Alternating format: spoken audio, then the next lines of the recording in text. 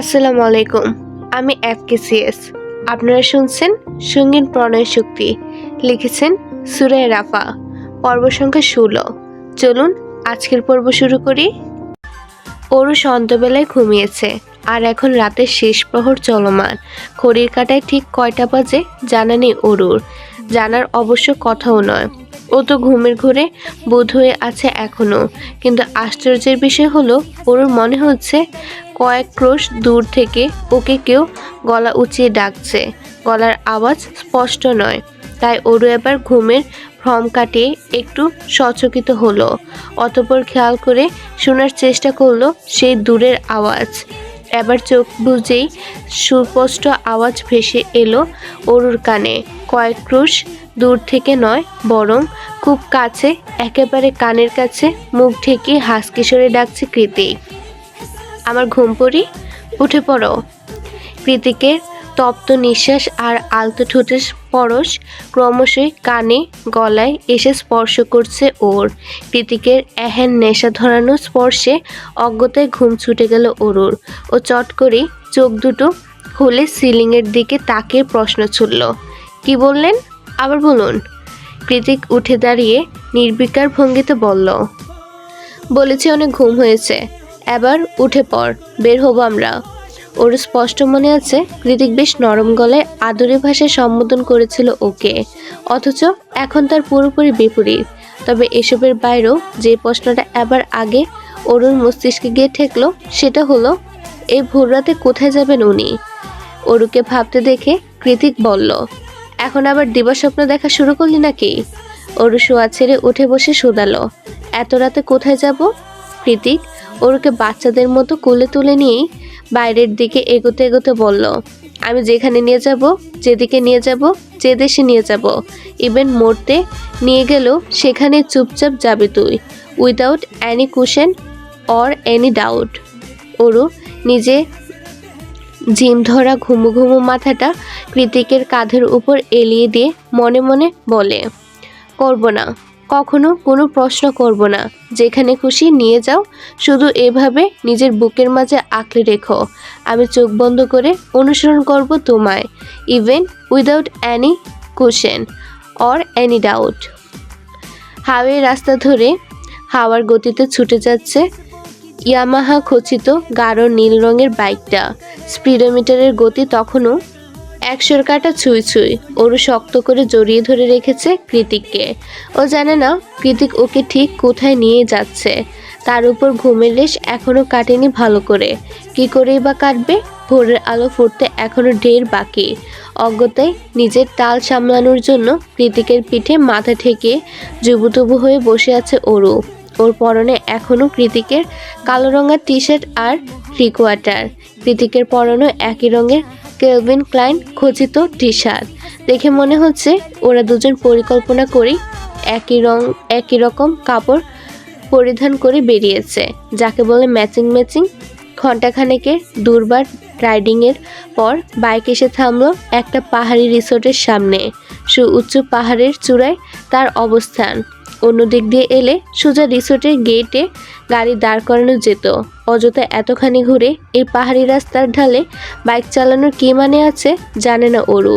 রিসোর্টে টাঙ্গানো ল্যান্টার্ন আর ফেরিলাইটের কৃত্রিম আলোয় পাহাড়ের চূড়া থেকে শুরু করে আঁকাবাঁকা রাস্তা অবধি যতদূর চোখ যায় সব কিছু ঝকঝকে পরিষ্কার। ওরু চারদিকে চোখ বলিয়ে কৃতিককে শোধালো, এখানে কেন নিয়ে এলেন? এখান থেকে হেঁটে হেঁটে সিঁড়ি ডিঙিয়ে অত উপরে উঠতে গেলে জান বেরিয়ে যাবে, আমি পারবো না। কৃতিক নিজের হেলমেট খুলে বাকেট হেডটা পরে নিয়ে তীক্ষ্ণ আওয়াজে বলল, তোকে উঠতে বলেছি আমি? ওরু মুখ কাচুমাচু করে বলল, তাহলে? কৃতিক আর জবাব দিল না ওরুর প্রশ্নের, বরং এগিয়ে এসে ওরুকে কোলে নিয়ে একে একে সিঁড়ি ভেঙে উঠতে লাগলো পাহাড়ের চূড়ায়। কৃতিকের এহেন কাণ্ডে ওরুর চোখ কপালে উঠে গিয়েছে, সেই সাথে শুকিয়ে গিয়েছে গলার তরলটুকুও। নিজের শক্ত হাত কৃতিকের গলা জড়িয়ে ধরে জিভ দিয়ে অধর ভিজে কম্পিত কণ্ঠে বলল, এভাবে কোলে নিয়ে অত উপরে ওঠাটা রিস্ক হয়ে যাচ্ছে না? না মানে এধার ওধার হলে যদি কিছু হয়ে? কৃতিক ওরুর দিকে না চেয়ে পা চালাতে চালাতে জবাব দিল, মরলে দুজন একসাথে মরবো, আর কোনো আফসোস থাকবে না, সেটাই ভালো নয় কি? কিন্তু আপনার তো আমাকে নিয়ে উঠতে কষ্ট হচ্ছে। কৃতিক অরুকে এক ঝলক দেখে নিয়ে উপরে উঠতে উঠতে বলল, আমি একবারও বলেছি তোকে কোলে নিয়ে উপরে উঠতে আমার কষ্ট হচ্ছে? কৃতিকের কথায় অরু নাসূচক মাথা নাড়ালে কৃতিক পুনরায় বলে, তাহলে বেশি বোঝা বন্ধ কর, নয়তো মার খাবি। কৃতিকের এহেন কথায় অভিমান হলো অরুর।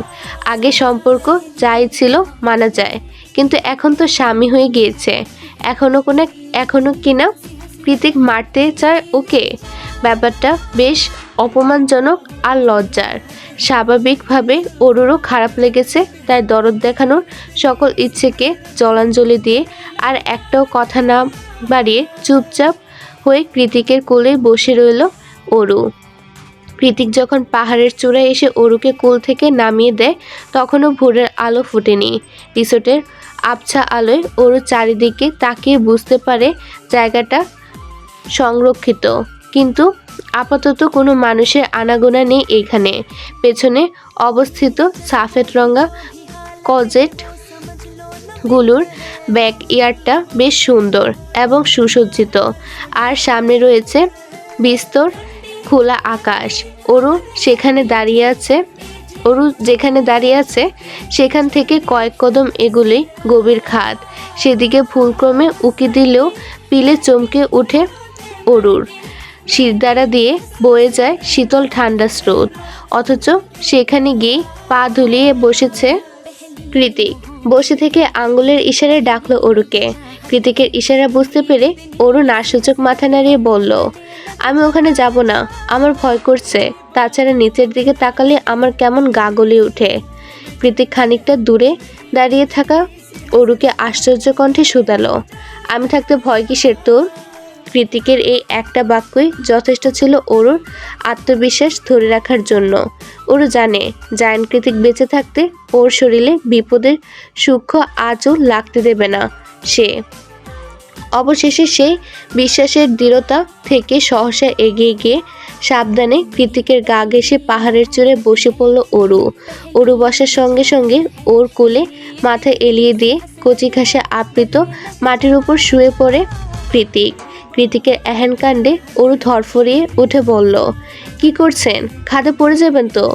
অরুর কথায় কৃতিক বাঁকা হাসিতে ঠোঁট প্রশস্ত করে, অতঃপর কোনো টু শব্দ না করেই হাত উঁচিয়ে একটানে অরুর লম্বা চুলের গাড়েরটা খুলে নেয় নিজ হাতে। সঙ্গে সঙ্গে ঝরঝরিয়ে কৃতিকের শরীরে আছড়ে পড়ল রেশমের মতো সিল্কি চুলগুলো। অরুর চুলগুলোকে নিজের বুকে জায়গা করে দিয়ে কৃতিক বলল, খোলা চুলে তোকে বরাবরই অ্যাট্রাকটিভ লাগে, আমি পাগল হয়ে যাই দেখলে।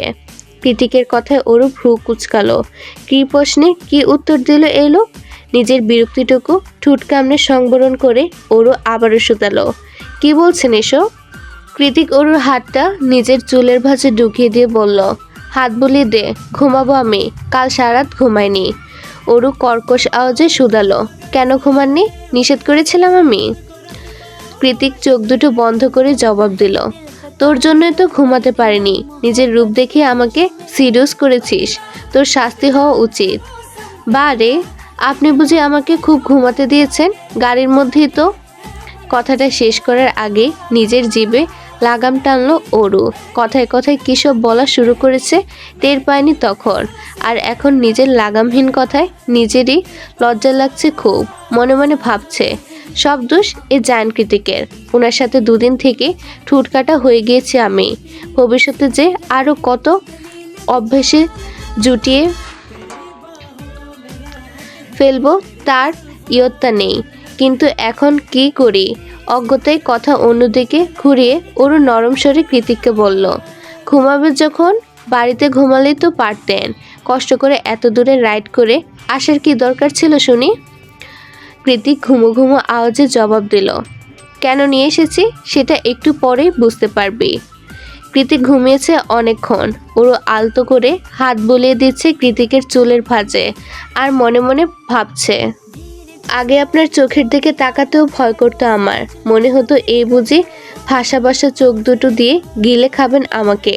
অথচ এখন দেখুন পুরো দুনিয়ার আড়ালে কতটা আয়েশ করেই না ঘুমিয়ে আছেন আপনি আমার কোলে। আর আমাকে দেখুন কতটা নিঃসংকোচ, কতটা যত্ন করে আপনার মাথায় হাত বুলিয়ে দিচ্ছি। কেনই বা দেব না বলুন? আপনাকে তো আমি ভালোবেসে ফেলেছি, আপনি কি তা জানেন? অরুর মনগহীনে হাজারো সহজ স্বীকারোক্তি তখনও থেমে যায় যখন ও দেখতে পায় চোখের সামনে বিস্তর আকাশে কুসুম রঙা সূর্য উদয় হচ্ছে। ভোর হয়েছে, প্রশান্ত মহাসাগরীয় হিমেল হাওয়ার ছেয়ে যাচ্ছে শরীর, কৃষ্ণকহরে ভেসে আসছে পাখিদের কিচিরমিচির আওয়াজ, আর চোখের সামনে পুরো আকাশ জুড়ে ধীরে ধীরে মাথা চারা দিয়ে উঠছে এক ফালি রক্তিম সূর্য কিরণ। কি অপরূপ দৃশ্য!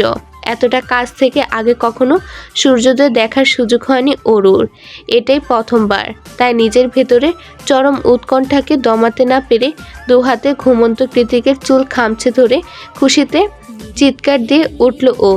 হঠাৎ করেই চুলে বেশ জড়সড় টান পড়ায় আকস্মাৎ লাফিয়ে উঠে বসলো কৃতিক। চিৎকাররত অরুর দিকে তাকিয়ে উদ্বিগ্ন হয়ে শুধালো, কি হয়েছে? অরু খুশিতে টলমলো চোখে আঙুল উঁচিয়ে সূর্যোদয় দেখালো। কৃতিক এবার মৃদু হাই তুলে সেদিকে এক নজর তাকিয়ে চোখ ঘুরে অরুর দিকে চাইল, যে এই মুহূর্তে মুগ্ধ নয়নে ধরণী জুড়ে সোনালি সূর্যের আগমন দেখছে। আর কৃতিক দেখছে তার অরুকে। নিষ্পক চোখে অরুকে দেখতে দেখতে কৃতিককে মন বলে, আমার চাঁদ সূর্য দুটোই তোর মাঝে নিবদ্ধ অরু, তোর মাঝেই তারা উদীয়মান, আবার তোর মাঝে তারা অস্ত্রমান। আমি কেবল মুগ্ধ নয়নে দেখি আর ভাবি, কি অপরূপ তারা। গলে যাওয়া মোমের নিয়ন অগ্নিশিখায় তোকে প্রথমবার দেখেছিলাম আমি, সেটাই ছিল আমার দেখা সবচেয়ে অপরূপ দৃশ্য। প্রথম দেখাতেই তৃষ্ণার্ত হয়ে উঠেছিল হৃদয়টা, যে তৃষ্ণা আজও মেটেনি আমার। বরাবরের মতোই আমি স্বার্থপর, আর স্বার্থপরের মতোই তোকে অতিরিক্ত চাই। সেদিনের পর থেকে এক অষ্টাদশী ছাড়া আর কাউকে মন ভরে দেখার ইচ্ছে জাগেনি কোনো কালেই। এ জীবনে আর কোনোদিন জাগবে বলে মনেও হয় না। কৃতিক শেখ তখন থেকে তাকিয়ে আছে দেখে ওরও একটু ইতস্তত বনে গেল। নিজের জামা কাপড় কোনো মতে ঠিকঠাক করে মিনমিনিয়ে শুধালো, কি দেখছেন এমন করে? অরুর প্রশ্নের জবাবে কৃতিক ক্ষীণ আওয়াজে বলল, আমার সূর্যোদয়। টিনডেড কটেজের জানালা দিয়ে সূর্যোদয়ের দৃশ্য স্পষ্ট। অরু কাছের জানলা দিয়ে এখনো সেদিকে তাকিয়ে আছে। পুরো দৃশ্য উপভোগ করার আগেই কৃতিক টেনে টুনে কটেজে নিয়ে এসেছে ওকে। ভারী নির্দয় আচরণ, কিন্তু এই মুহূর্তে ঝগড়া করার মতো সময় নেই অরুর হাতে। ও পুরোটা দৃশ্য ঠিকঠাকভাবে দেখতে চায়, তাই কটেজের জানলা দিয়েই আপাতত উপভোগ করছে সাদামাটা সূর্যোদয়। কিন্তু এই মুহূর্তে বোধহয় সেটাও সহ্য হলো না নির্দয় কৃতিকের। ও কোনোরূপ আওয়াজ না করেই এগিয়ে এসে হাট করে লাগিয়ে দিল জানলাটা। এবার বিরক্তিতে চিরবিরিয়ে ওঠে অরু। নিজের রাগটাকে কোনোভাবে দমাতে না পেরে তেতো গলায় কৃতিককে বলল, কি সমস্যা? অরুর কাঁধের উপর নিজের চিবুক ঠেকিয়ে কৃতিক হিসিয়ে জবাব দেয়, আমার এই টি শার্টটা তোর পরনে বিশ্রী লাগছে অরু, খুলে ফেলি। কৃতিকের কথায় অরুর গলা শুকিয়ে এলো। ঠান্ডার মাঝেও হাতের তালু ভিজে উঠল তপ্ত ঘামে। লজ্জায় কথা আটকে আসছে, তবুও নিজের মধ্যে একটু মেকি গাম্ভীর্য ধরে রেখে কথা ছুড়ে অরু, কেন? আপনি তো কাল বললেন যে আপনার জামা কাপড়ে আমাকে মারাত্মক লাগে। কৃতিক নিজের বলিষ্ঠ হাতে অরুর পরনের টি শার্টটা টেনে খুলতে খুলতেই হাসকি সরে বলল, কাল পরার পরে মারাত্মক লেগেছে, আর আজ খোলার পরে। Depends on my mood baby. একটা অনাকাঙ্ক্ষিত ঘটনাকে কেন্দ্র করে আজ 4 দিনের মাথায় আবারও সানফ্রান্সিসকো ফিরে যাচ্ছে অরু। কৃতিক নিজেই ড্রাইভ করে এগিয়ে দিয়ে আসছে ওকে। ওদিকে মনের মাঝে একরাশ ভয় আর দ্বিধা আকারে ধরে আছে অরুকে। মা আর আপার মুখোমুখি হলে ঠিক কী রকম লঙ্কাকাণ্ড বাঁধিয়ে বসবে তারা, তা একমাত্র উপরওয়ালাই ভালো জানে। কিন্তু পাশে বসে কৃতিকের গম্ভীর মুখটা দেখে আপাতত সেসব ভাবতে ইচ্ছে হলো না অরুর। গত 2 ঘন্টার পিনপতন নীরবতা ভেঙে কোনো মতে হৃদয়ে সাহস সঞ্চার করে অরু কৃতিককে শুধালো, কবে ফিরবেন? কৃতিক স্টিয়ারিংয়ে হাত চালাতে চালাতে জবাব দিল, খুব শীঘ্রই।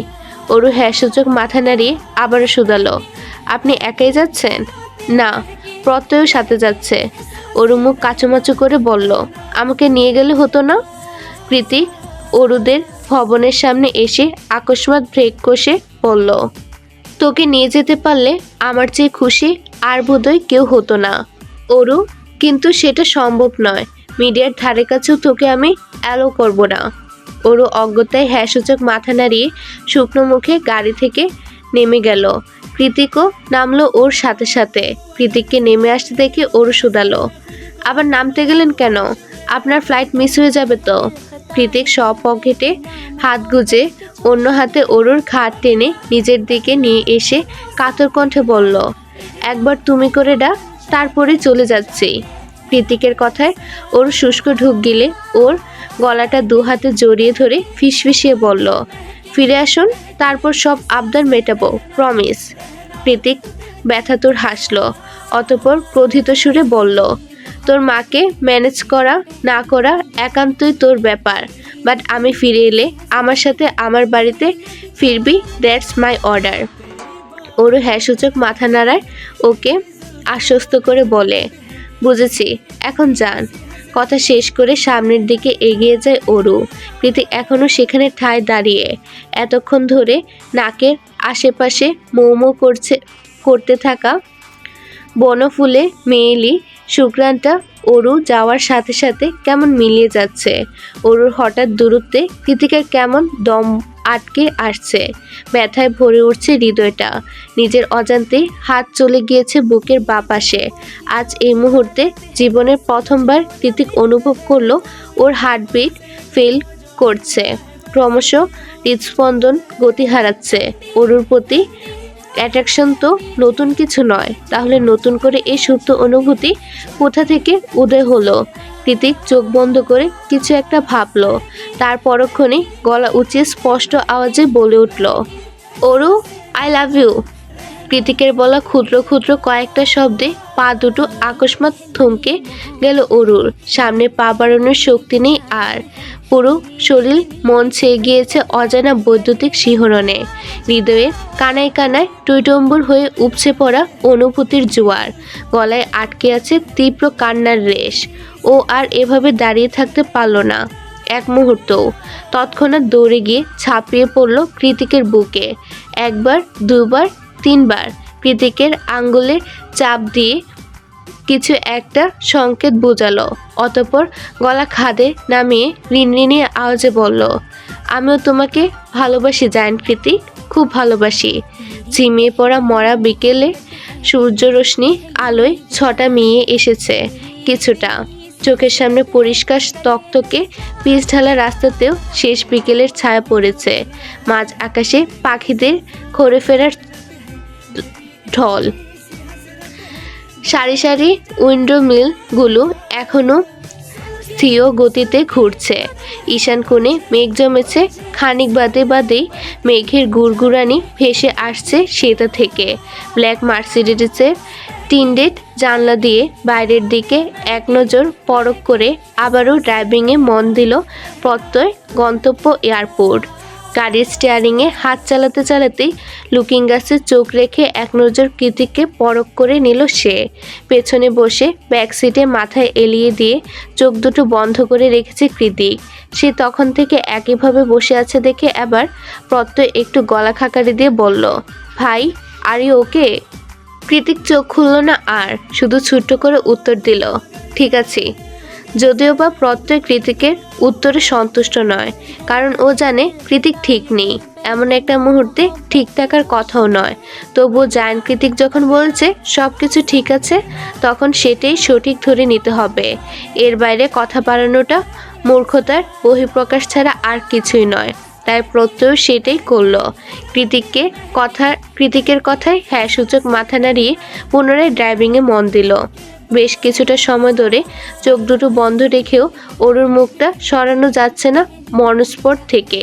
গাড়িটা এয়ারপোর্টের দিকে যত এগোচ্ছে ততই হৃদয়টা অদৃশ্য বেদনে তপ্ত খরার মতো খা খা করছে। কৃতিক বরাবর কৃতিক বরাবরই উগ্র মেজাজি হুটহাট করে সিদ্ধান্ত নিয়ে নেয় যখন তখন, কিন্তু অরুর বেলায় সম্পূর্ণ তার বিপরীত। আজ অরুকে অমন করে একা ছেড়ে আসছে মন সায় দেয়নি কৃতিকের। তাই তো অর্ণবকে বলে এসেছে অরুর বাসে সর্বক্ষণ নজর রাখতে। অরুর কথা ভাবতে গিয়ে পাশে পড়ে থাকা মোবাইল ফোনটা হাতে নিল কৃতিক। অতঃপর গ্যালারিতে ঢুকে স্ক্রল করতে লাগলো কাল ভোরে ধারণকৃত কিছু একান্ত মুহূর্ত। কৃতিকের মোবাইলে অরুর তেমন কোনো ফটো নেই বললেই চলে, কিন্তু গতকাল সূর্যোদয়ের সময় কটেজে নিজেদের অন্তরঙ্গ মুহূর্তের পরে অরুর বেশ কয়েকটা ছবি তুলেছিল কৃতিক, যেখানে দেখা যাচ্ছে শরীরে সাফেদ রঙা কমফোর্টার জড়িয়ে গাল ফুলিয়ে বসে আছে অরু।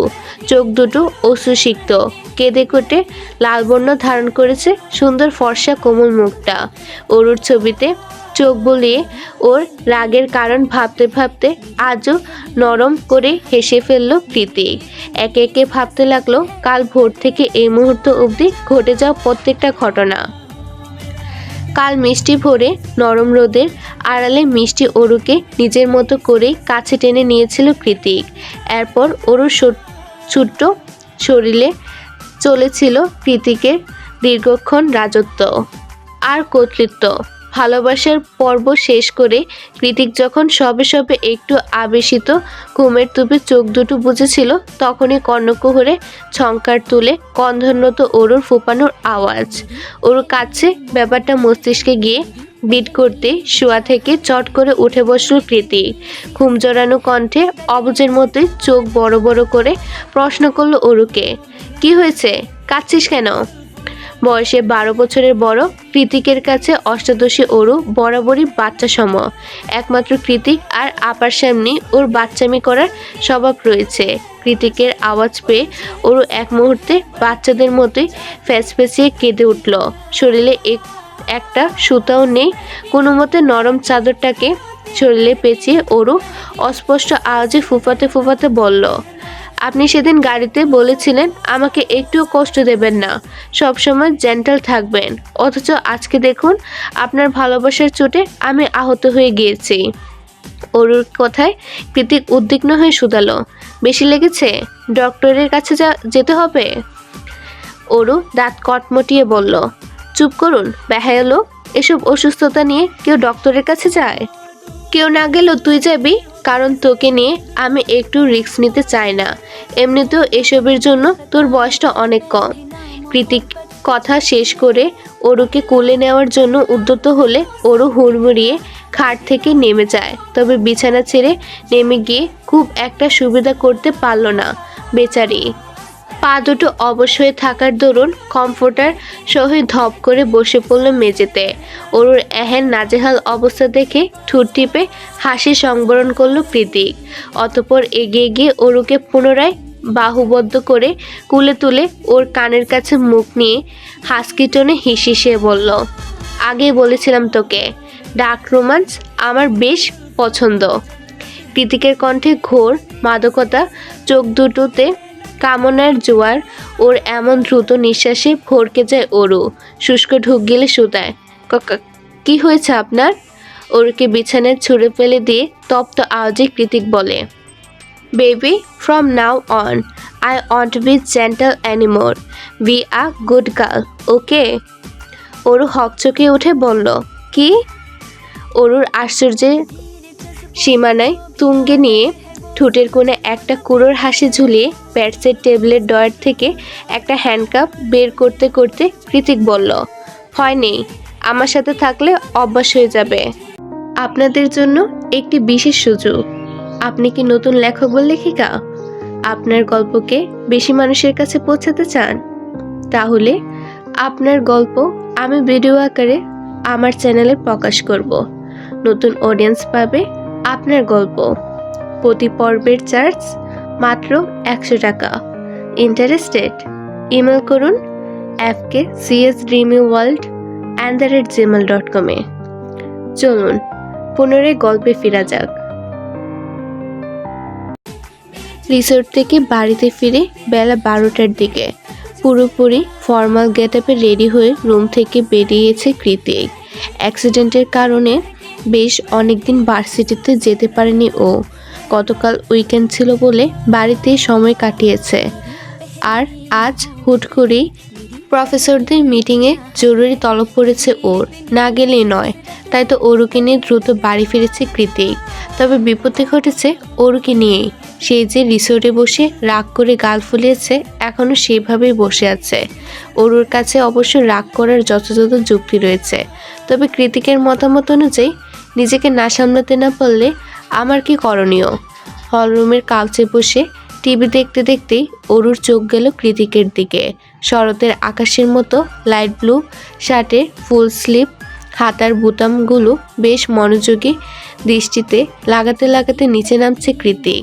কাঁধের একপাশে ঝুলে আছে ল্যাপটপ ব্যাগ।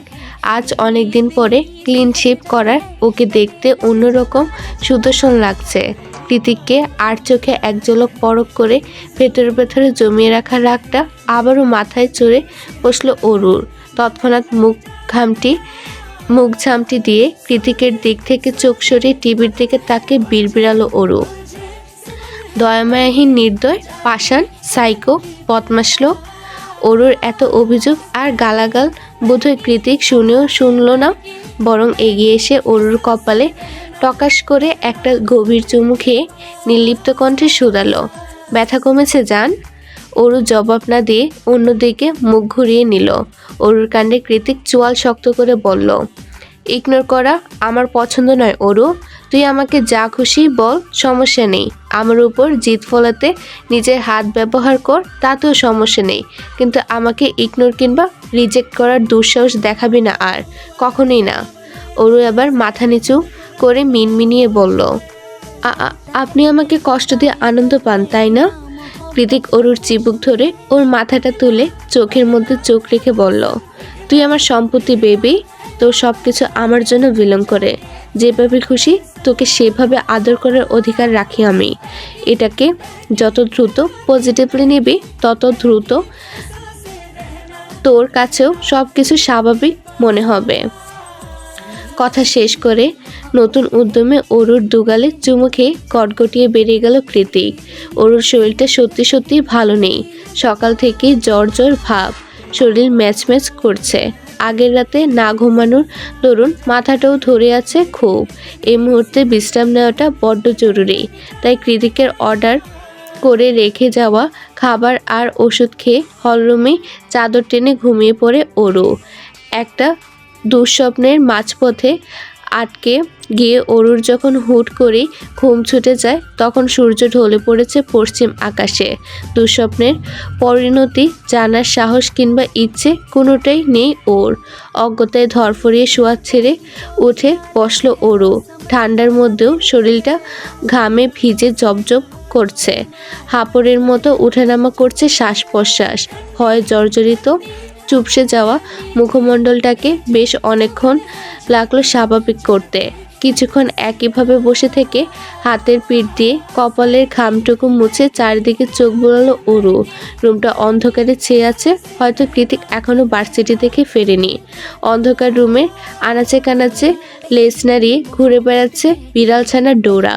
কৃতিকের বাড়ির ফ্রি সার্ভিসে আগের থেকে বেশ নাদুস নুদুস হয়েছে সে।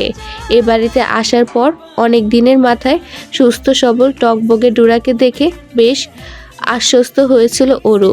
মনে মনে ভেবেছিল, সবার মিথ্যে বলে আমার জায়ান্ট কৃতিক এতটাও খারাপ না। কিছুক্ষণ ধরে বসে বসে ডোরার নরণচরণ লক্ষ্য করার পরে কয়েকবার নাক টেনে ভেতরে অনেকটা ঠান্ডা বাতাস পুড়ে নিয়ে ধীরে পায়ে রুমে চলে গেল অরু। অতঃপর ফ্রেশ হয়ে জামা কাপড় পাল্টে পুনরায় ফিরে এলো হল রুমে। এখন সত্যি শরীরটা বেশ হালকা লাগছে, মেজাজটাও ফুরফুরে। অজ্ঞতায় ডোরাকে কোলে নিয়ে অরু গিয়ে বসলো টিভি দেখতে। আজকাল এ বাড়িতে থাকা সত্ত্বেও ডোরাকে সময় দিতে পারে না অরু। কী করেই বা দেবে? আরেকজনের হাজার রকমের মুড সুইং মেটাতে মেটাতেই ওর ছোট্ট জীবনটা ফালা। কখনো বিরক্ত হবে তো কখনো আদর করবে, কখনো চড়িয়ে গাল লাল করে দেবে তো কখনো নিজেই সেখানে মলম ঘষবে। কি মুশকিল! রিমোট দিয়ে এক এক করে টিভি চ্যানেল পাল্টাচ্ছে অরু। কোনো কিছুই ভালো লাগছে না। বিদেশি চ্যানেলে ছাতার মাথা কিছুই বোঝার জো নেই, ওদিকে নেটফ্লিক্স দেখার মতো ধৈর্য নেই। ওর যখন টিভির চ্যানেল পাল্টাতে গভীর মনোযোগী, তখনই বাড়িতে ফেরে কৃতিক। হলরুমে এক মুহূর্ত অপেক্ষা না করে সোজা সিঁড়ি ডিঙিয়ে রুমে গিয়ে গলা উঁচিয়ে ডাকতে শুরু করে অরুকে। অরু, অরু, ডাকছি আমি, রুমে আয়। সকালে রাগে এখনো ভাটি পড়েনি অরুর, তার উপর এখন আবার উদ্ভ্রান্তের মতো রাগি রাগি গলায় ডাকছে কৃতিক। কৃতিকের চোখের সামনে পড়লেই সকালের কথা মনে পড়ে যায় ওর। লজ্জা আর অভিমান দুটোই তরতরিয়ে বেড়ে যায় তৎক্ষণাৎ। ওই জন্যই হয়তো অরু আর বেডরুমের দিকে পা বাড়ানোর সাহস পেল না, চুপচাপ খাপটি মেরে বসে রইল কাউচের উপর। ওদিকে অরু রুমে আসছে না দেখে কৃতিক রাগে ফুসফুস করে উঠে তীক্ষ্ণ গলায় বলল, অরুর বাচ্চা, রুমে আয়, নয়তো আমি একবার নিচে এলে তোকে কাঁচা চিবে খাবো। সকালের কথা ভুলে গেছিস? না, অরু এবারও এলো না। কৃতিকের মেজাজ এতক্ষণে সপ্তম আসমানে উঠে এসেছে। এত তেজ কেন এই মেয়েটার? কৃতিক একটু তো কুলে নিয়ে আদরই করতো ওকে, খেয়ে তো আর ফেলতো না, তাও উপরে এলো না ওই ছলনাময় পিচ্চি অরু। কৃতিক বিরক্ত হয়ে পায়ের জুতো জোড়া দুটোকে দুদিকে ছুঁড়ে ফেলে দিয়ে খালি পায়ে তরতর করে নিচে নেমে এলো। কৃতিক যখন শেষ সিঁড়িতে এসে দাঁড়িয়ে রেগে মেগে অরুকে কিছু বলবে, তার আগে ওর চোখগুলো চলন্ত টিভির স্ক্রিনে বেশ বড় বড় ইংরেজি হেডলাইন। অরু ছলছলে চোখে সেদিকে তাকিয়ে আছে। কৃতিকের উপস্থিতি টের পেয়ে ওর দিকে না তাকিয়ে অরু বলে ওঠে, কিয়ারা রোজিও তো খুব নামকরা অভিনেত্রী ছিলেন, শুনেছি 19 শতকে ওনার করা প্রতিটা শর্ট ফিল্ম, সিরিজ, মুভি সব কিছু জনপ্রিয়তা ছিল তুঙ্গে। এখনও চেহারায় বার্ধক্যের চিহ্নটুকু অবধি নেই, অথচ উনি কিনা এত তাড়াতাড়ি পৃথিবীর মায়া ত্যাগ করে চলে গেলেন। আর এই নিউজে কি বলছে এসব?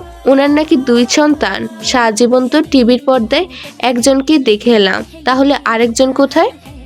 অরুর কথায় কৃতিকের কানে আদৌ পৌঁছেছে কিনা তার হদিশ নেই। নিউজটা শেষ হওয়ার সঙ্গে সঙ্গে ও যেভাবে খালি পায়ে নিচে নেমে এসেছিল সেভাবে উপরে উঠে গেল।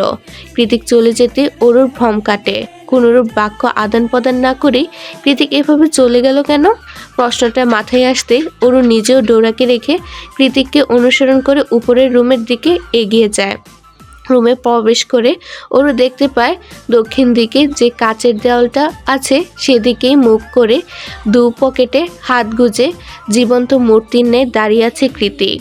অরু মনে এক অজানা আতঙ্ক খচখচ করছে। নিজের উদ্বিগ্নতা দমাতে না পেরে বিস্ময়ে হতবিহ্বল হয়ে প্রশ্নটা ছুঁড়ে ফেলল ও, কি হয়েছে আপনার? আপনি কি কিয়ারা রোজিওকে ব্যক্তিগতভাবে চেনেন? আহত গলায় উল্টো শুধালো কৃতিক। আমার নাম কি অরু? অরু ঠোঁট উল্টে অস্ফুটে জবাব দিল, আপনার নাম তো জায়ান কৃতিক। কথা শেষ করার আগে কিছু একটা আঁচ করতে পেরে থেমে গেল অরু। কৃতিক ঘুরে তাকিয়ে বলল, এখন বুঝেছিস আমার এই অদ্ভুত নামের রহস্য? সঙ্গে সঙ্গে চক্ষু ছানা বড়া হলো অরুর। চমকে গিয়ে কৃতিকের মুখের দিকে তাকিয়ে আস্তে আস্তে অরু বলল, তার মানে আপনি রোজিওর বড় সন্তান? কথাটা শেষ করার সঙ্গে সঙ্গে অজান্তেই মুখের উপর 2 হাত দিয়ে অরু বলে উঠল, আপনি ঠিক আছেন? কৃতিক জবাব দিল না।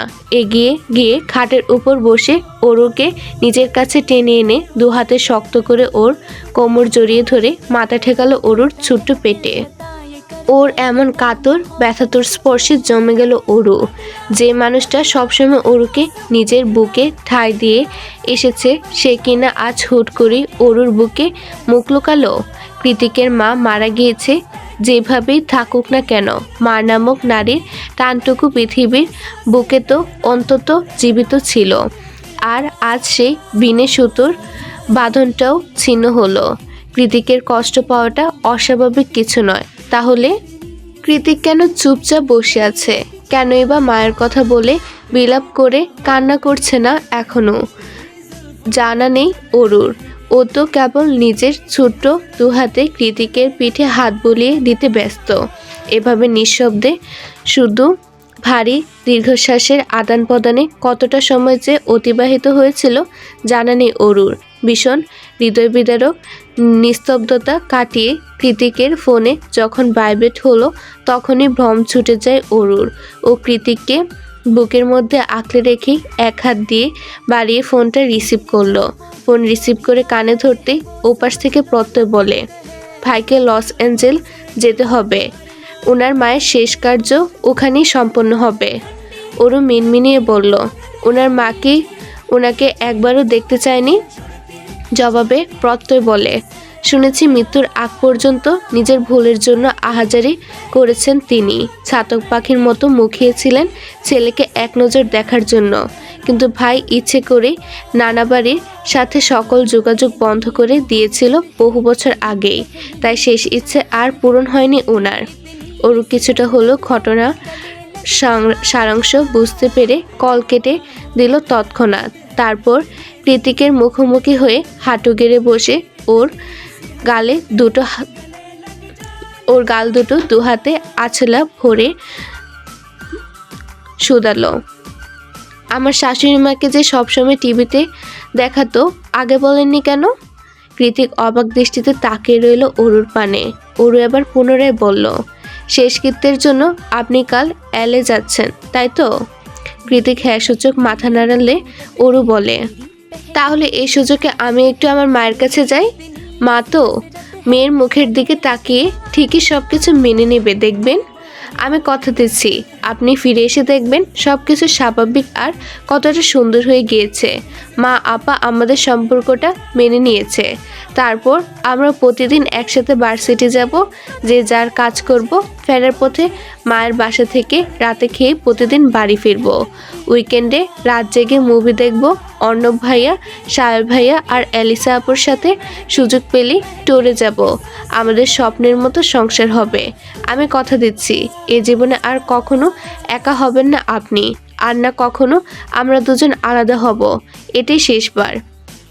অরুর প্রতিশ্রুতির পালা শেষ হলে কৃতিক পুনরায় অরুকে দাঁড় করিয়ে ওর বুকে মাথা রেখে চোখ দুটো আবেশে বন্ধ করে নির্লিপ্ত গলায় বলে, একটা সত্যি বলি, পুরো দুনিয়াতে তুই ছাড়া আমার আর কেউ নেই অরু। তুই না থাকলে এই বাড়িটার মতোই আমার হৃদয়টাও ফাঁকা হয়ে যায়।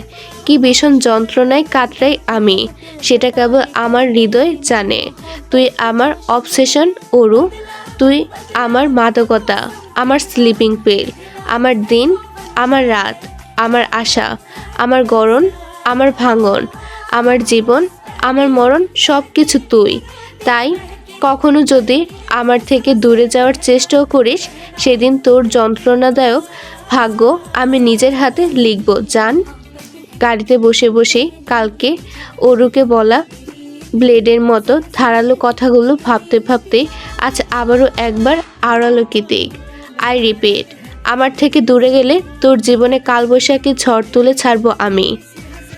পরন্ত বিকেলে সাইকেলিং করে মাত্রই ইকো পার্কের শেষ প্রান্তে এসে থামলো অর্ণব আর এলিসা। অর্ণব বরাবরই ম্যাকবুক, কম্পিউটার, কিবোর্ড এসব নিয়ে পড়ে থাকতে বেশি পছন্দ করে, কিন্তু আজকাল এলিসার পাল্লায় পড়ে প্রায়শই বিকেলের দিকে সাইকেল নিয়ে কিংবা হেঁটে হেঁটে বের হতে হয় ওকে। এলিসা আবার সম্পূর্ণ ভিন্নধর্মী মেয়ে। সে অ্যাথলেটিক গার্ল, দৌড়, জাম্প, লাফালাফি, মারামারি এসবে শীর্ষে অবস্থান ওর। দুই মেরুর এই দুই প্রেমিক যুগলের মিলেমিশে থাকাটাও বেশি কষ্টসাধ্য। তবুও এলিসাকে বসে রাখার জন্য নিজের সর্বোচ্চ চেষ্টা করে অর্ণব। মনে মনে ভাবে, ভালোবাসি, ফেলে তো আর দিতে পারবো না, কিন্তু এই বদমেজাজি উড়নচণ্ডী মেয়েটার একটা দফা করতেই হবে এবার। এলিসা সাইকেলের চেইনে চোখ বোলাতে বোলাতে শুধালো, কি ভাবছিস? অর্ণব মাথা চুলকাতে আশেপাশটা পরখ করতে করতে চট করে বলে ওঠে, দেখলি ওখানে একটা চার্চ। এলিসা এক নজর সেদিকে তাকিয়ে ভ্রুকুচকে বলল, তো মানে? চল গিয়ে ফাদারের কাছ থেকে আশীর্বাদ নিয়ে আসি। উপরে এলিসাকে পটালেও মনে মনে অর্ণব ভাবে, বজ্জাত মহিলা, একবার চার্চে চল। ফাদারের কাছ থেকে বশীকরণ পানি পড়া এনে যদি না খাইয়েছি তোকে, তবে আমার নামও অর্ণব সায়ন্ত নয়। অর্ণবের কথায় অ্যালিসা কিছু একটা ভাবলো, তারপর না সূচক মাথা নাড়িয়ে বলল, না যাব না, সন্ধ্যা হয়ে আসছে, চল ফিরে যাই। অর্ণব তৎক্ষণাৎ নিজের সাইকেলটাকে ফেলে দিয়ে এগিয়ে এসে অ্যালিসার বাহু আঁকড়ে ধরে বলল, এমন করে না জান, সামনে বিয়ে করতে হবে না, এইটুখানি তো ব্যাপার, চল না প্লিজ। অর্ণবের এহেন আহাজারিতে অপরাগ অ্যালিসা ফুস করে একটা দীর্ঘশ্বাস ছেড়ে বলল, ঠিক আছে চল। অর্ণব খুশি মনে অ্যালিসাকে ধরে নিয়ে চার্চের দিকে এগিয়ে যাচ্ছিল। তখনই কোথা থেকে যেন হাঁপাতে হাঁপাতে উদয় হলো সায়র। সায়রকে দেখে মাত্রই বিরক্তিতে চিরবিরিয়ে উঠে অর্ণব বলে, শালা বিরিয়ানির এলাচি, আসার আর টাইম পেলি না? সায়র কথা বলার ফুসরত পাচ্ছে না, এখনো হাঁপাচ্ছে। তা দেখে অ্যালিসা অর্ণবকে থামিয়ে দিয়ে বলল, চুপ কর অর্ণব, আগে ওকে শ্বাস নেওয়ার সুযোগ দে। অর্ণব থমথমে গলায় বলল, দিলাম। বেশ অনেকক্ষণ পরে পানি পান করে খানিকটা শান্ত হয়ে অর্ণবের উদ্দেশ্যে সার বলে, জেকে তোর প্রেমের 12টা বাজালো বলে দোস্ত? অর্ণব ভ্রুকুঞ্চিত করে বলল, কেন, কি হয়েছে? তোকে না ঘুরে আসতে বললাম অরুর বাসার সামনে থেকে? এতটুকু দায়িত্ব পালন করতে পারিস না?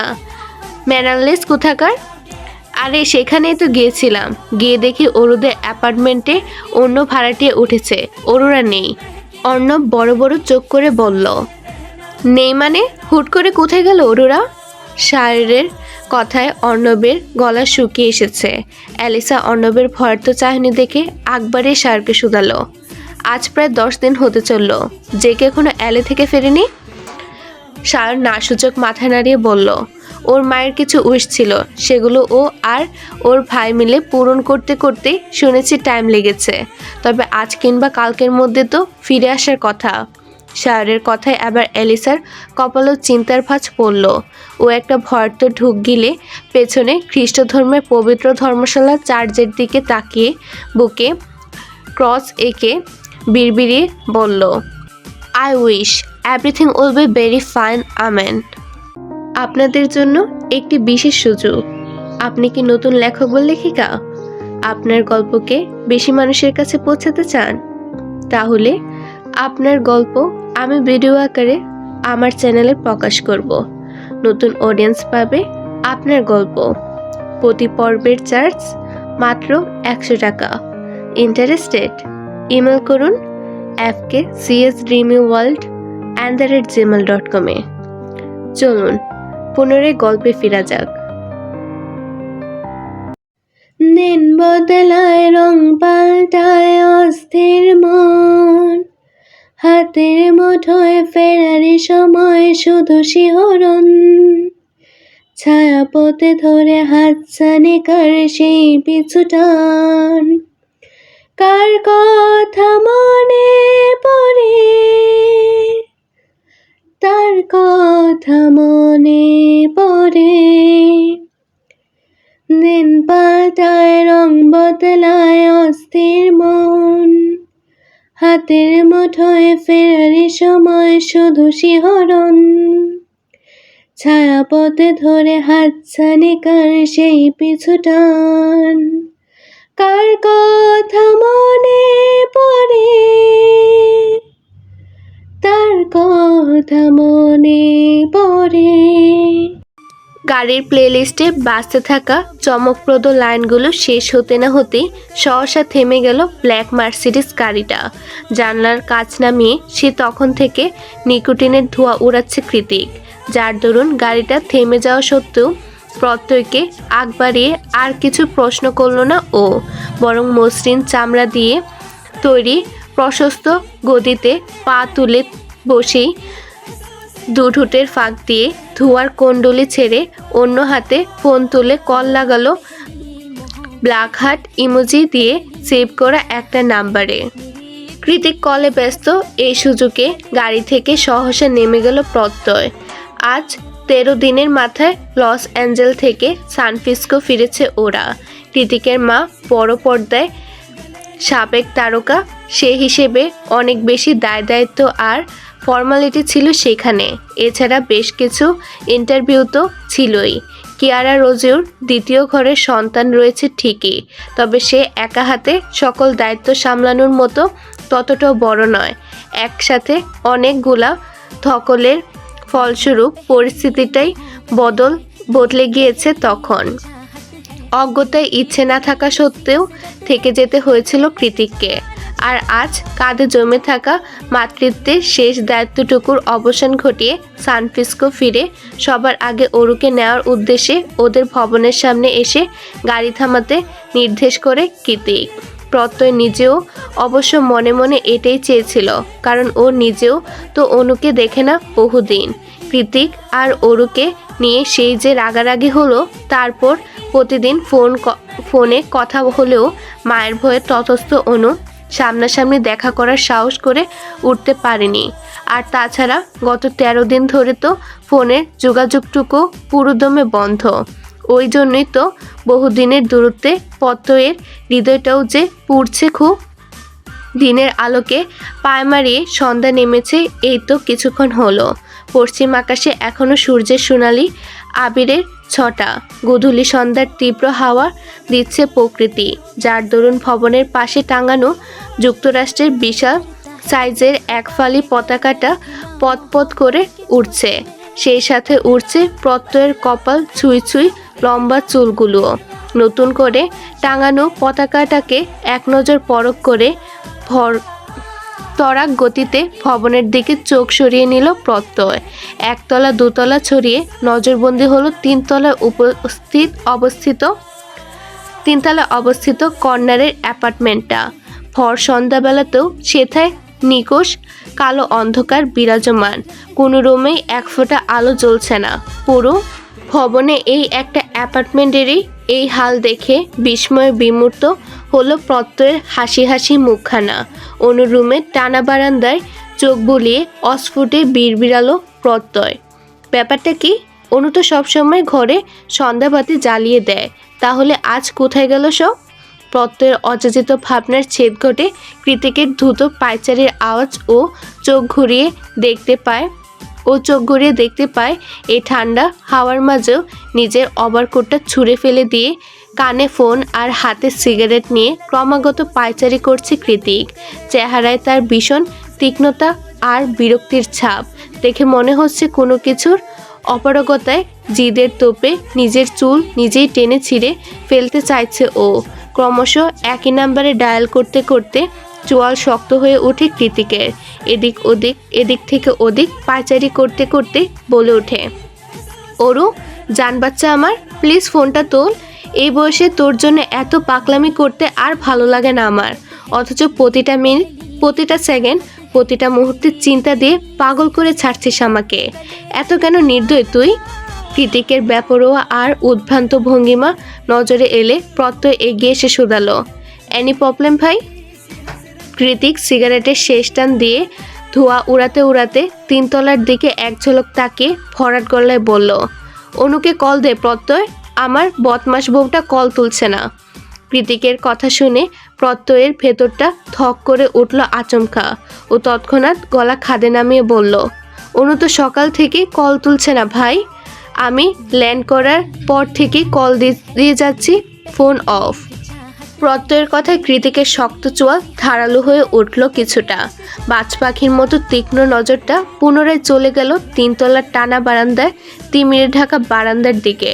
কয়েক সেকেন্ড তাকাতেই চট করে কৃতিকের সুকৌশলী মস্তিষ্কটা খারাপ কোনো কিছুর পূর্বাভাস অনুভব করল।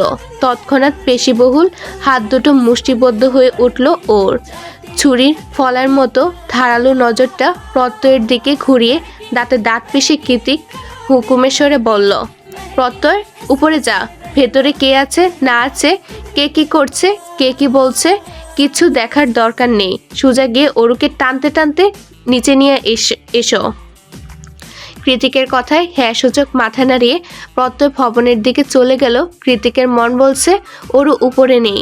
ওরু যদি উপরেই থাকতো তবে তার ঠিকই টের পেত কৃতিকের হৃদয়। আর এই জন্যই সেই সন্দেহটুকু হঠাৎ প্রত্যয়কে পাঠানো।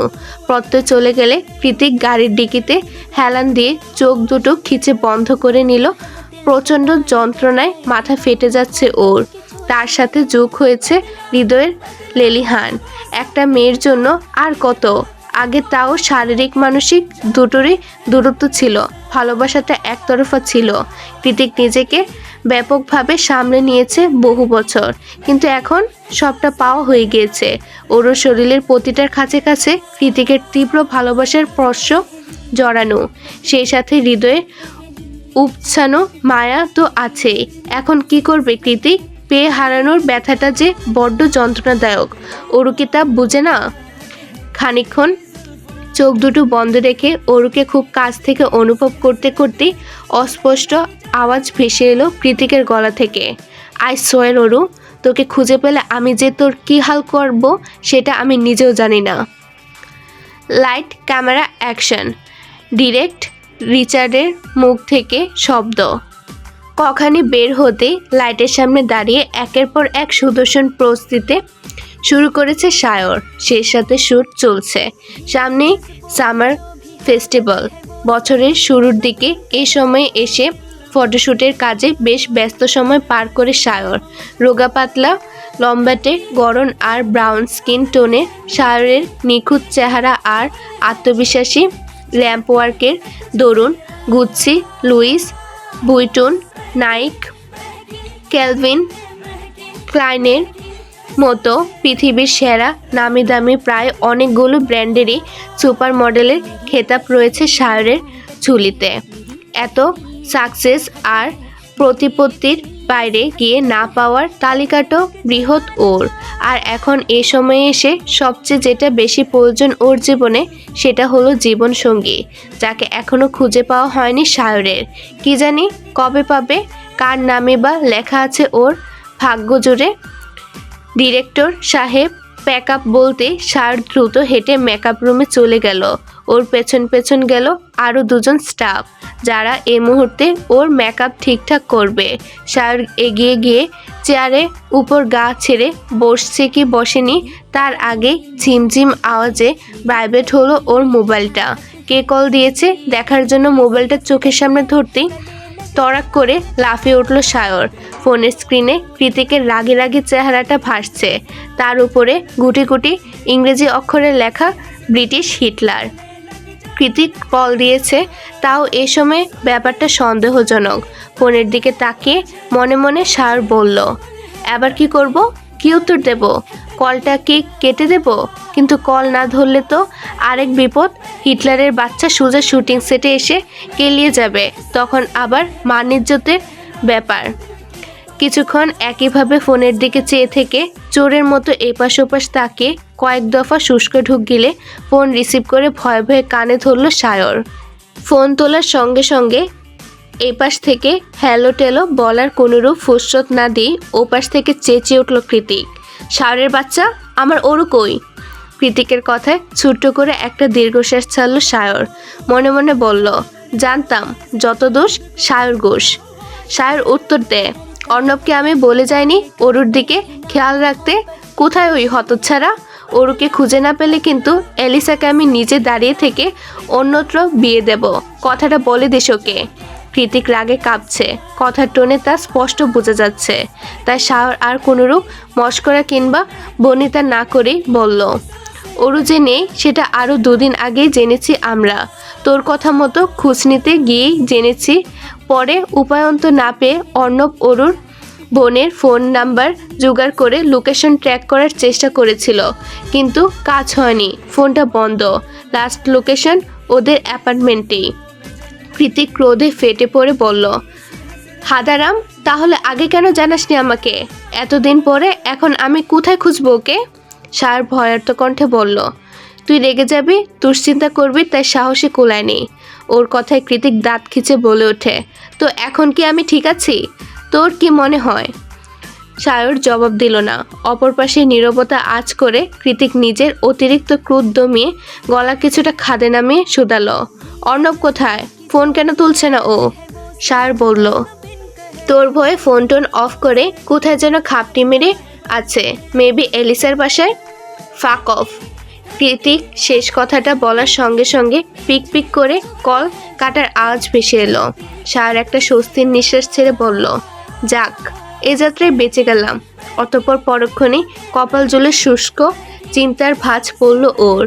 আয়নার নিজের প্রতিবিম্বের দিকে তাকিয়ে বিড়বিড় করে আওড়ালো সায়র, কোথায় যেতে পারে অরু? একটা ক্রোধিত গর্জনের সঙ্গে সঙ্গে মোবাইল ফোনটা শরীরের সর্বশক্তি দিয়ে পাহাড়ের ঢালে ছুঁড়ে মারল কৃতিক। সন্ধ্যা রাতে যা ভেবেছিল তাই হয়েছে। শুধু অরু কেন, অরুর একটা চিহ্ন পর্যন্ত নেই কৃতিকের জন্য। আর এই ব্যাপারটাই জ্বালিয়ে পুড়িয়ে শেষ করে দিচ্ছে কৃতিককে। হৃদয়ের অসহ্য যন্ত্রণা আর মস্তিষ্কে জ্বলতে থাকা আগ্নেয়গিরির দাবানল যেন একসাথে গ্রাস করে নিচ্ছে ওকে। প্রচুর মানসিক চাপে নিজের অজান্তে বারবার হাতের পিঠ দিয়ে নাক ঘষে যাচ্ছে সেই সন্ধ্যা থেকে। মাথাটাকে সামান্য একটু ক্ষণিকের নিস্তার দিতে দিয়াশালাই দিয়ে আবারও সিগারেট ধরিয়ে নতুন উদ্যমে নিকোটিন ধোঁয়া বাষ্মিত করতে ব্যতিগ্রস্ত হলো কৃতিক। সন্ধ্যা থেকে কতবার যে স্মোক করেছে সে খেয়াল নেই ওর। সিগারেটে পুড়ে সুন্দর ড্রাগ বাউন্ড পুরুষালী ঠুটজোড়া এক রাতেই কেমন তামাটে রং ধারণ করেছে। শেষ রাতের আকাশের মিটিমিটি করে জ্বলছে শুকতারা। তামসাচ্ছন্ন রাতে পুরো শহর ঘুমিয়ে আছে। ঘুম নেই শুধু কৃতিকের দু চোখে। ওর ঘোর লাগা নিদ্রাহীন চোখ দুটো জুড়ে তো শুধু অরুর বসবাস। মেয়েটি হারিয়ে গিয়েও ঘুমাতে দিচ্ছে না। কি আশ্চর্য! কৃতিক যখন বাইকে হেলান দিয়ে স্মোক করতে করতে হিবিজিবি ভাবছিল, তখনই হুড়মুড়িয়ে ছুটে আসে প্রত্যয়। পাহাড়ের চূড়ায় পৌঁছে কৃতিকের দেখা পাওয়ার সঙ্গে সঙ্গে বড় করে দম নিল ও। সেই সাথে হাত দুটো দিয়ে হাঁটুতে ভর করে হাঁপাতে লাগলো কিছুক্ষণ। নিস্তব্ধ রাতে শুনশান পরিবেশে কাপড়ের মতো ওঠানামা করছে প্রত্যয়ের বক্ষদেশ। কোনো মতে নিজের ব্যাটকেজ করে অস্পষ্ট আওয়াজে প্রত্যয় শুধালো, আপনার ফোন কোথায় ভাই? কৃতিক নির্লিপ্ত কণ্ঠে জবাব দিল, ফেলে দিয়েছি। কোথায় ফেলেছেন? কৃতিক চোখ দিয়ে ইশারা করলো পাহাড়ের ঢালে। প্রত্যয় সেদিকে তাকে একটা দীর্ঘশ্বাস ছেড়ে বলল, খোঁজ নিয়েছি ভাই, অরুরা সানফ্রান্সিসকোর কোথাও নেই। কৃতিক বলল, শুধু সানফ্রান্সিসকো না, পুরো ইউএসএতে যে নেই সেটা আমিও জানি। থাকলে লোকেশন ট্র্যাক করা যেত। অন্য কোনো ইনফরমেশন থাকলে বলো। প্রত্যয় ঠোঁট কামড়ে বলল, ডক্টর এডওয়ার্ডের চেম্বারে গিয়েছিলাম। কৃতিক এবার সচকিত হয়ে শুধালো, কি বলেছেন উনি? উনি বলেছেন বেশ কিছুদিন ধরেই নাকি আজমিরি ম্যাম নিজের চিকিৎসাপত্রের সব কিছু গোছাচ্ছিলেন। এমনকি ওনার কাছ থেকে অনুমতি চেয়ে জানিয়েছিলেন কোনোভাবে এখন দেশে ফিরতে পারবে কিনা। প্রত্যয় বাকি কথা শেষ করার আগেই কৃতিক বলল, এবার সব কিছু ক্লিয়ার প্রত্যয়। আজমিরি শেখ তার মেয়েদেরকে নিয়ে বাংলাদেশে চলে গিয়েছে, কিন্তু ওনাকে এত তাড়াতাড়ি এই কাজে হেল্প করলো কে? কোম্পানির হেল্প নিলে তো আমার কানে ঠিকই পৌঁছাতো। তাহলে কার এত সাহস? প্রত্যয় এত বেশি খাটালো না, বরং উল্টে প্রশ্ন ছুড়ে বলল, কিন্তু ভাই, বিডিতে ফিরে কোথায় যেতে পারে? প্রত্যয়ের কথায় কৃতিক একটা তাচ্ছিলের হাসি দিয়ে বলল, আজমিরি শেখের দৌড় জেকে গ্রুপ আর কৃতিককুঞ্জ পর্যন্তই সীমাবদ্ধ। পরক্ষণে ভ্রুকুঞ্চিত করে কিছু একটা ভেবে কৃতিক বলল, আচ্ছা, আজমিরি শেখের অ্যাসিস্ট্যান্টটা কি কোনোভাবে এতে ইনভলভ? প্রত্যয় নাসূচক মাথা নাড়িয়ে বলল, না ভাই, রাজ বাবা মায়ের একমাত্র ছেলে। তাছাড়া ওর পরিবার শান্তির প্রিয়। সেদিন আপনার সাথে ঝামেলা হবার পর রাজ ওর বাবা মায়ের নির্দেশে চাকরিটা পর্যন্ত ছেড়ে দিয়েছে, কারণ ওর পরিবার চায়নি দ্বিতীয়বার তাদের ছেলে আপনার সামনে পড়ুক। ভেরি গুড, তুমি যাও, রাত শেষ হয়ে যাচ্ছে, গিয়ে রেস্ট করো। প্রত্যয় হ্যাঁ সূচক মাথা নাড়িয়ে চলে যাওয়ার আগে আরেকবার ঘাড় ঘুরিয়ে শোধালো, ভাই আপনি? কৃতিক আরও একটা সিগারেট ধরাতে ধরাতে বলল, সময় হলে চলে যাব। You should go. প্রত্যয় আর কথা বাড়ালো না, চুপচাপ বড় বড় পা ফেলে জায়গা ত্যাগ করে। আহ, দিস ফাকিং অবসেশন। প্রত্যয় চলে যেতে গম্ভীর আওয়াজে কথাটা বলে বাইকের লুকিং গ্লাসের মাঝ বরাবর সজোরে পাঁচ বসিয়ে দিল কৃতিক। সঙ্গে সঙ্গে ভেঙে চৌচির হয়ে ঝরঝর করে মাটিতে আছড়ে পড়ল কয়েক টুকরো ভগ্ন কাঁচ। সেই সাথে ধারালো কাচে আঘাতপ্রাপ্ত হয়ে রক্ত বেরিয়ে এলো কৃতিকের হাতের বেশ কয়েকটা আঙ্গুল থেকে। নিজের রক্তাক্ত হাতের দিকে এক পলক ও না তাকিয়ে উল্টে একের পর এক ধোয়ার কুণ্ডলি ছাড়তে ছাড়তে পুনরায় গর্জে উঠল হিংস্র গলায়। কৃতিক বলল, প্রতারক, মিথ্যাবাদী, ছলনাময়ী, নিজের সব কিছু আমার মাঝে বিলিয়ে দিয়ে হাজারটা মিথ্যা প্রতিশ্রুতি শুনিয়ে আমাকে নিজের জন্য উন্মাদ বানিয়ে ছেড়ে এভাবে মায়ের হাত ধরে পালিয়ে যেতে একবারও কলিজা কাঁপলো না তোর? আমি তোর আদতে কী হাল করব সেটা একবারও মাথায় আসেনি, তাই না? ঠিক আছে, জায়ান্ট কৃতিকের আসল চেহারাটা এবার তুইও দেখবি। কি ভেবেছিলি পিচ্চি বলে ছেড়ে দেব? মোটেই না। জায়ান্ট কৃতিক এতটাও সাধু পুরুষ নয়। ভালোবাসার দহনে একটু একটু করে পুড়িয়ে মারবো তোকে আমি, ঠিক যেভাবে তুই আমাকে মেরেছিস। তোকে যেদিন পুরোপুরি ভাঙতে পারবো সেদিন আবারও এই বুকে ঠাঁই পাবি তুই, তার আগে আর নয়। পাহাড়ের ঢাল বেয়ে কিছুটা নিচে গিয়ে কৃতিকের থেকে দূরত্ব বাড়িয়ে সেখানে ধপ করে বসে পড়ে প্রত্যয়। দুর্বল হাতে চিকন ফ্রেমের চশমাটা খুলে অদূরে সানফ্রান্সিসকোর মূল শহরের দিকে নিষ্পাপ চোখে তাকিয়ে মনে মনে প্রত্যয় বলে, ভাইকে কি করে বোঝাই আমার চোখেও যে আজ আর ঘুম নামবে না। এভাবে সারা জীবন পাশে থাকার প্রতিশ্রুতি দিয়ে কোথায় হারিয়ে গেলে তুমি অনু? এই 1000 কিলোমিটারের দূরত্ব ছাপিয়ে আমি কি আদৌ তোমাকে খুঁজে পাবো? আর কি দেখা হবে আমাদের? অযাচিত প্রশ্নের উত্তর মেলে না আর। উল্টো প্রেয়সীকে হারানোর নিদারুণ বিজ্ঞপ্তিতে ছেয়ে যায় হৃদয়ের শহর। সহসাই হাত দিয়ে নিজের বুকের বাম পাশটা চেপে ধরে প্রত্যয়। চোখের কার্নিশ বেয়ে গড়িয়ে পড়ে অশ্রুসিক্ত দুফোঁটা নোনা জল। তৎক্ষণাৎ শার্টের হাতার উল্টো পিঠ দিয়ে সেই জলটুকু আড়াল করে পকেট থেকে ফোন হাতড়ে কাউকে কল লাগালো। ওপাশ থেকে কে কি বলল সেটা না বোঝা গেলেও এপাশ থেকে প্রত্যয় বলল, অনন্যা শেখের বিডি নাম্বারটা চাই আমার, অ্যাজ সুন অ্যাজ পসিবল। আজকের পর্ব এখানেই শেষ। পরবর্তী অংশে কী হবে সেটা জানতে হলে অপেক্ষা করুন পরের পর্বের জন্য। ভিডিওটি দেখার জন্য ধন্যবাদ। আল্লাহ হাফেজ।